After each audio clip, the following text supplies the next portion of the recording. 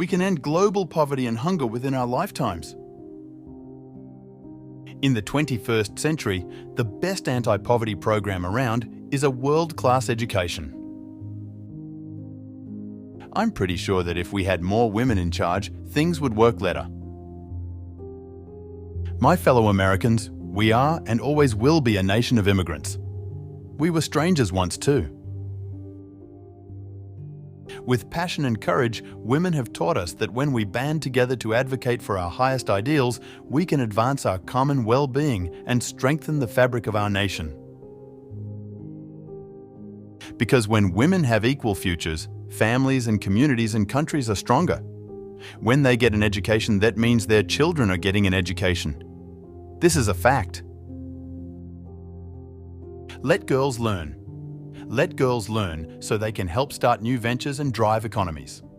Let girls learn so that they can invest in their communities. Let girls learn so they can be safe from violence and abuse. Let girls learn so they can realize their dreams. As the wealthiest nation on earth, I believe the United States has a moral obligation to lead the fight against hunger and malnutrition and to partner with others. We can't ask a child to feed her mind when she can barely feed her stomach. So let's sustain this progress. Let's make hunger history. I believe that by 2030, we can bring electricity to over 60 million African homes and businesses. And that will be transformative for the entire continent. And we are proving that countries don't have to choose between expanding access to power and combating climate change. We can roll back the pollution that we put in our skies and help economies lift people out of poverty without condemning our children to the ravages of an ever-warming climate. Someday, our children and our children's children will look at us in the eye and they'll ask us, did we do all that we could when we had the chance to deal with this problem and leave them with a cleaner, safer, more stable world? We are the first generation to feel the impact of climate change and the last generation that can do something about it. Women and girls make extraordinary contributions every day across all fields of human endeavour, including in business, education, sports, art, science, agriculture, parenting, and governance.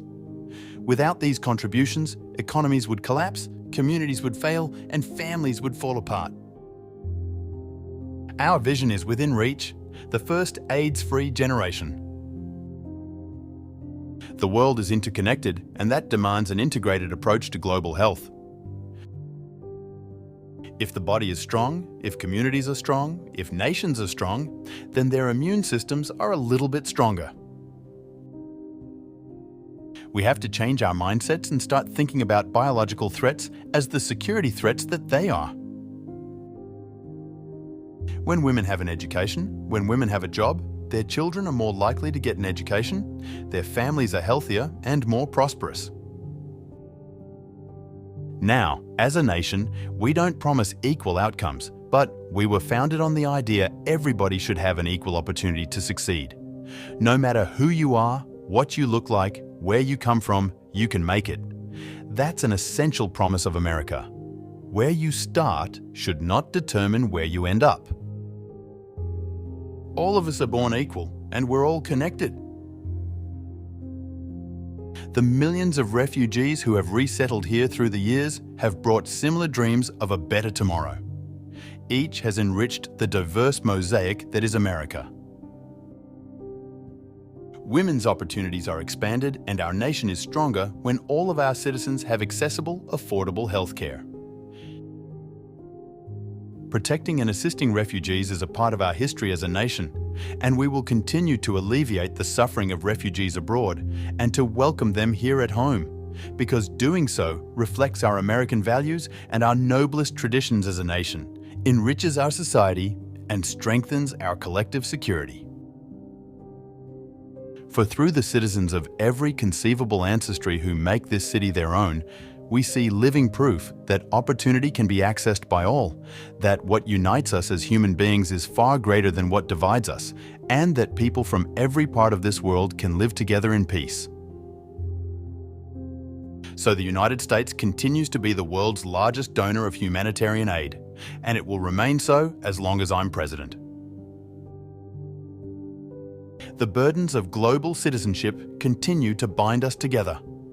Partnership among nations is not a choice. It is the one way, the only way, to protect our common security and advance our common humanity. When we recognize our interconnectedness and the fundamental dignity and equality of every human being, we help to build a world that is more accepting, secure, and free. When people can start their own businesses, it helps individuals and families succeed.